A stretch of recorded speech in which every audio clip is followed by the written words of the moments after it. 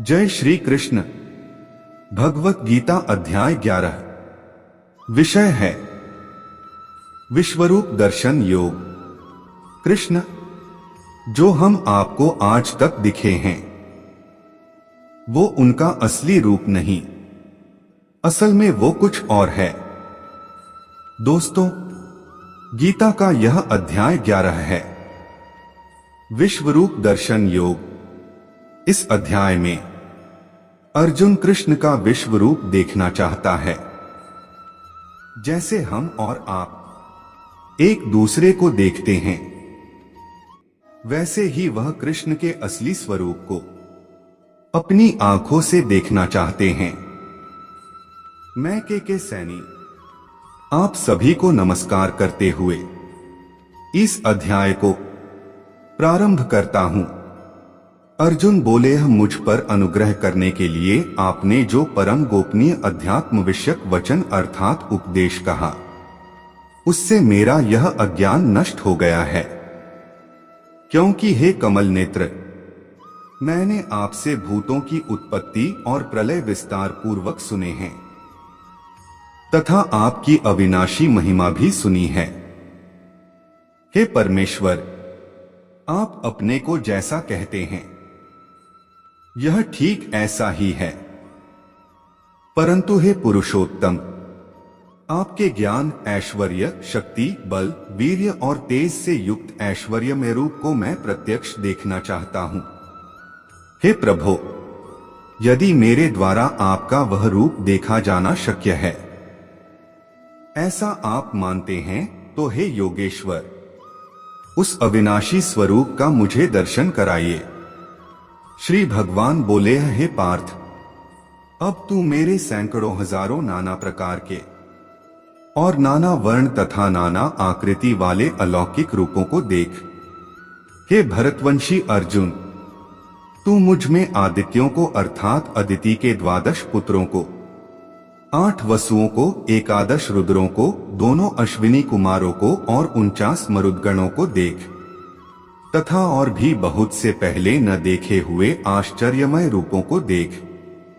हे अर्जुन, अब इस मेरे शरीर में एक जगह स्थित चराचर स्थित संपूर्ण जगत को देख, तथा और भी जो कुछ देखना चाहता है सो देख, परंतु मुझको तू इन अपने प्राकृत नेत्रों द्वारा देखने में निःसंदेह समर्थ नहीं है।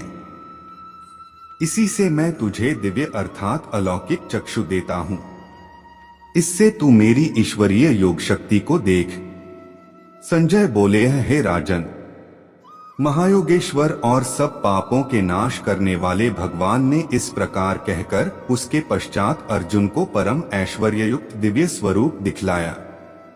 अनेक मुख और नेत्रों से युक्त, अनेक अद्भुत दर्शनों वाले, बहुत से दिव्य भूषणों से युक्त और बहुत से दिव्य शस्त्रों को हाथों में उठाए हुए, दिव्य माला और वस्त्रों को धारण किए हुए और दिव्य गंध का सारे शरीर में लेप किए हुए, सब प्रकार के आश्चर्यों से युक्त, सीमारहित और सब ओर मुख किए हुए विराट स्वरूप परमदेव परमेश्वर को अर्जुन ने देखा।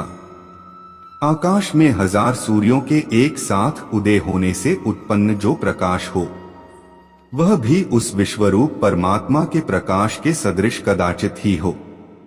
पांडुपुत्र अर्जुन ने उस समय अनेक प्रकार से विभक्त अर्थात पृथक पृथक संपूर्ण जगत को देवों के देव श्री कृष्ण भगवान के उस शरीर में एक जगह स्थित देखा। उसके अनंतर वे आश्चर्य से चकित और पुलकित शरीर अर्जुन प्रकाशमय विश्वरूप परमात्मा को श्रद्धा भक्ति सहित सिर से प्रणाम करके हाथ जोड़कर बोले।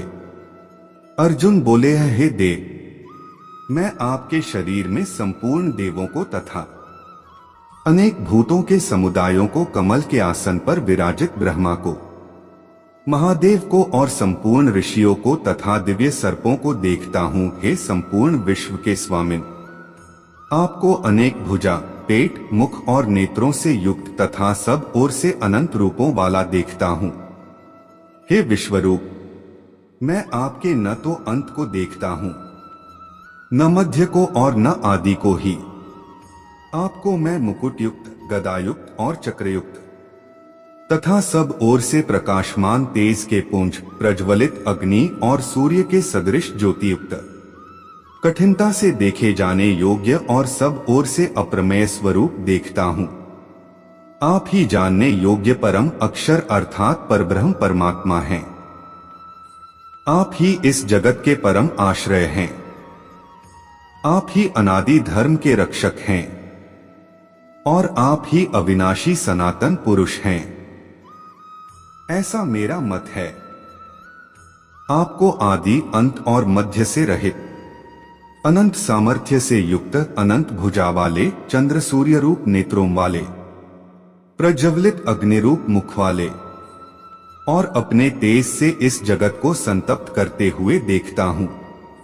हे महात्मन, यह स्वर्ग और पृथ्वी के बीच का संपूर्ण आकाश तथा सब दिशाएं एक आप से ही परिपूर्ण हैं तथा आपके इस अलौकिक और भयंकर रूप को देखकर तीनों लोग अति व्यथा को प्राप्त हो रहे हैं। वे ही देवताओं के समूह आप में प्रवेश करते हैं और कुछ भयभीत होकर हाथ जोड़े आपके नाम और गुणों का उच्चारण करते हैं तथा महर्षि और सिद्धों के समुदाय कल्याण हो, ऐसा कहकर उत्तम स्तोत्रों द्वारा आपकी स्तुति करते हैं। जो 11 रुद्र और 12 आदित्य तथा 8 वसु, साध्यगण, विश्वेदेव, अश्विनी कुमार तथा मरुदगण और पितरों का समुदाय तथा गंधर्व, यक्ष, राक्षस और सिद्धों के समुदाय हैं। वे सब ही विस्मित होकर आपको देखते हैं।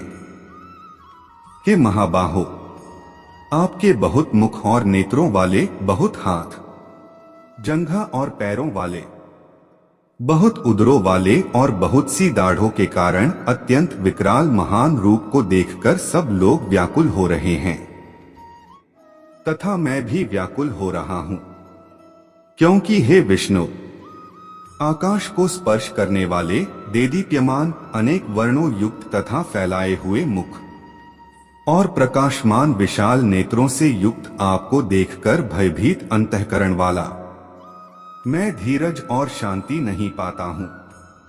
दाढ़ों के कारण विकराल और प्रलयकाल की अग्नि के समान प्रज्वलित आपके मुखों को देखकर मैं दिशाओं को नहीं जानता हूं और सुख भी नहीं पाता हूं। इसलिए हे देवेश, हे जगन निवास, आप प्रसन्न हो। वे सभी धृतराष्ट्र के पुत्र राजाओं के समुदाय सहित आप में प्रवेश कर रहे हैं और भीष्म पितामह, द्रोणाचार्य तथा वह कर्ण और हमारे पक्ष के भी प्रधान योद्धाओं सहित सब के सब आपके दाढ़ों के कारण विकराल भयानक मुखों में बड़े वेग से दौड़ते हुए प्रवेश कर रहे हैं और कई एक चूर्ण हुए सिरों सहित आपके दांतों के बीच में लगे हुए दिख रहे हैं। जैसे नदियों के बहुत से जल के प्रवाह स्वाभाविक ही समुद्र के सम्मुख दौड़ते हैं, अर्थात समुद्र में प्रवेश करते हैं, वैसे ही वे नरलोक के वीर भी आपके प्रज्वलित मुखों में प्रवेश कर रहे हैं। जैसे पतंग मोहवश नष्ट होने के लिए प्रज्वलित अग्नि में अति वेग से दौड़ते हुए प्रवेश करते हैं, वैसे ही ये सब लोग भी अपने नाश के लिए आपके मुखों में अति वेग से दौड़ते हुए प्रवेश कर रहे हैं। आप उन संपूर्ण लोगों को प्रज्वलित मुखों द्वारा ग्रास करते हुए सब ओर से बार बार चाट रहे हैं। हे विष्णु, आपका उग्र प्रकाश संपूर्ण जगत को तेज के द्वारा परिपूर्ण करके तपा रहा है। मुझे बतलाइए कि आप उग्र रूप वाले कौन हैं? हे देवों में श्रेष्ठ, आपको नमस्कार हो, आप प्रसन्न होइए। हे आदि पुरुष, आपको मैं विशेष रूप से जानना चाहता हूं, क्योंकि मैं आपकी प्रवृत्ति को नहीं जानता। श्री भगवान बोले, मैं लोगों का नाश करने वाला बढ़ा हुआ महाकाल हूं। इस समय लोगों को नष्ट करने के लिए प्रवृत्त हुआ हूं। इसलिए जो प्रतिपक्षियों की सेना में स्थित योद्धा लोग हैं, वे सब तेरे बिना भी नहीं रहेंगे, अर्थात तेरे युद्ध न करने पर भी इन सब का नाश हो जाएगा। अतएव तू उठ, यश प्राप्त कर और शत्रुओं को जीतकर धन धान्य से संपन्न राज्य को भोग। ये सब शूरवीर पहले ही से मेरे ही द्वारा मारे हुए हैं। हे सव्यसाचिन, तू तो केवल निमित्त मात्र बन जा। द्रोणाचार्य और भीष्म पितामह तथा जयद्रथ और कर्ण तथा और भी बहुत से मेरे द्वारा मारे हुए शूरवीर योद्धाओं को तू मार। भय मत कर, निःसंदेह तू युद्ध में वैरियों को जीतेगा, इसलिए युद्ध कर। संजय बोले हैं। केशव भगवान के इस वचन को सुनकर मुकुटधारी अर्जुन हाथ जोड़कर कांपता हुआ नमस्कार करके फिर भी अत्यंत भयभीत होकर प्रणाम करके भगवान श्री कृष्ण के प्रति गदगद वाणी से बोले। अर्जुन बोले, हे अंतर्यामी, यह योग्य ही है कि आपके नाम गुण और प्रभाव के कीर्तन से जगत अति हर्षित हो रहा है और अनुराग को भी प्राप्त हो रहा है, तथा भयभीत राक्षस लोग दिशाओं में भाग रहे हैं और सब सिद्धगणों के समुदाय नमस्कार कर रहे हैं।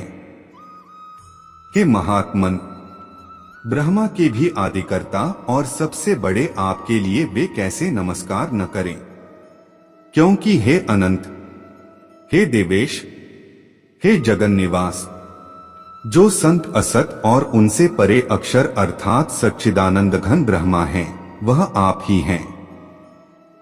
आप आदिदेव और सनातन पुरुष हैं। आप इस जगत के परम आश्रय और जानने वाले तथा जानने योग्य और परम धाम हैं। हे अनंत रूप, आपसे यह सब जगत व्याप्त अर्थात परिपूर्ण है। आप वायु, यमराज, अग्नि, वरुण, चंद्रमा, प्रजा के स्वामी ब्रह्मा और ब्रह्मा के भी पिता हैं। आपके लिए हजारों बार नमस्कार, नमस्कार हो। आपके लिए फिर भी बार बार नमस्कार, नमस्कार। हे अनंत सामर्थ्य वाले, आपके लिए आगे से और पीछे से भी नमस्कार। हे सर्वात्मन, आपके लिए सब ओर से नमस्कार हो, क्योंकि अनंत पराक्रमशाली आप समस्त संसार को व्याप्त किए हुए हैं। इससे आप ही सर्वरूप हैं। आपके इस प्रभाव को न जानते हुए आप मेरे सखा हैं, ऐसा मानकर प्रेम से अथवा प्रमाद से भी मैंने हे कृष्ण, हे यादव, हे सखे, इस प्रकार जो कुछ बिना सोचे समझे हठात कहा है। और हे अच्युत, आप जो मेरे द्वारा विनोद के लिए विहार, शय्या, आसन और भोजनादि में अकेले अथवा उन सखाओं के सामने भी अपमानित किए गए हैं, वह सब अपराध अप्रमेय स्वरूप अर्थात अचिंत्य प्रभाव वाले आपसे मैं क्षमा करवाता हूँ। आप इस चराचर जगत के पिता और सबसे बड़े गुरु तथा अति पूजनीय हैं। हे अनुपम प्रभाव वाले, तीनों लोकों में आपके समान भी दूसरा कोई नहीं है, फिर अधिक तो कैसे हो सकता है। अतएव हे प्रभो, मैं शरीर को भली भांति चरणों में निवेदित कर प्रणाम करके स्तुति करने योग्य आप ईश्वर को प्रसन्न होने के लिए प्रार्थना करता हूँ।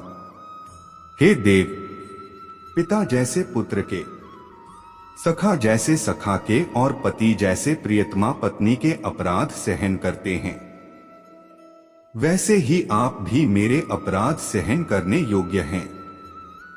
मैं पहले न देखे हुए आपके इस आश्चर्यमय रूप को देखकर हर्षित हो रहा हूं और मेरा मन भय से अति व्याकुल भी हो रहा है। इसलिए आप उस अपने चतुर्भुज विष्णु रूप को ही मुझे दिखलाइए। हे देवेश, हे जगन निवास, प्रसन्न होइए। मैं वैसे ही आपको मुकुट धारण किए हुए तथा गदा और चक्र हाथ में लिए हुए देखना चाहता हूं। इसलिए हे विश्वस्वरूप, हे सहस्रबाहो, आप उसी चतुर्भुज रूप से प्रकट होइए। श्री भगवान बोले हैं, हे अर्जुन, अनुग्रह पूर्वक मैंने अपनी योग शक्ति के प्रभाव से यह मेरा परम तेजोमय, सबका आदि और सीमारहित विराट रूप तुझको दिखलाया है, जिसे तेरे अतिरिक्त दूसरे किसी ने नहीं देखा था। हे अर्जुन, मनुष्यलोक में इस प्रकार विश्वरूप वाला मैं न वेद और यज्ञों के अध्ययन से, न दान से, न क्रियाओं से और न उग्र तपों से ही तेरे अतिरिक्त दूसरे के द्वारा देखा जा सकता हूं। मेरे इस प्रकार के इस विकराल रूप को देखकर तुझको व्याकुलता नहीं होनी चाहिए और मूढ़ भाव भी नहीं होना चाहिए। तू भयरहित और प्रीतियुक्त मन वाला होकर उसी मेरे शंख चक्र गदा पद्मयुक्त चतुर्भुज रूप को फिर देख। संजय बोले, वासुदेव भगवान ने अर्जुन के प्रति इस प्रकार कहकर फिर वैसे ही अपने चतुर्भुज रूप को दिखलाया और फिर महात्मा श्री कृष्ण ने सौम्य मूर्ति होकर इस भयभीत अर्जुन को धीरज बंधाया।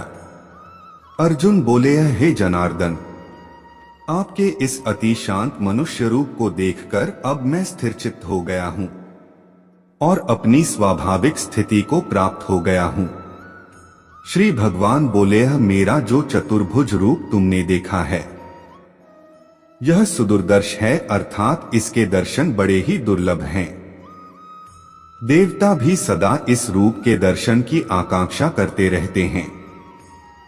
जिस प्रकार तुमने मुझे देखा है, इस प्रकार चतुर्भुज रूप वाला मैं न तो वेदों से, न तप से, न दान से और न यज्ञ से ही देखा जा सकता हूं, परंतु हे परंतप अर्जुन, अनन्य भक्ति के द्वारा इस प्रकार चतुर्भुज रूप वाला मैं प्रत्यक्ष देखने के लिए, तत्व से जानने के लिए तथा प्रवेश करने के लिए, अर्थात एक ही भाव से प्राप्त होने के लिए भी शक्य हूं।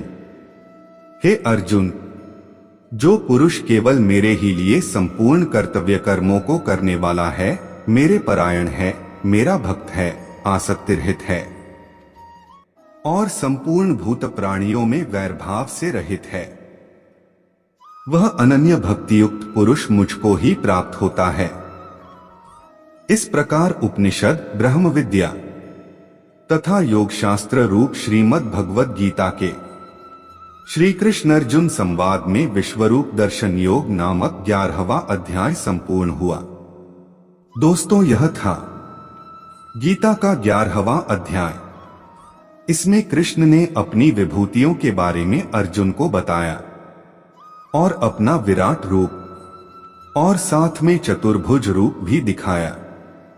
मैं के सैनी आपसे आज्ञा लेता हूं और मिलते हैं 12वें अध्याय में फिर से। तब तक के लिए जय श्री कृष्ण।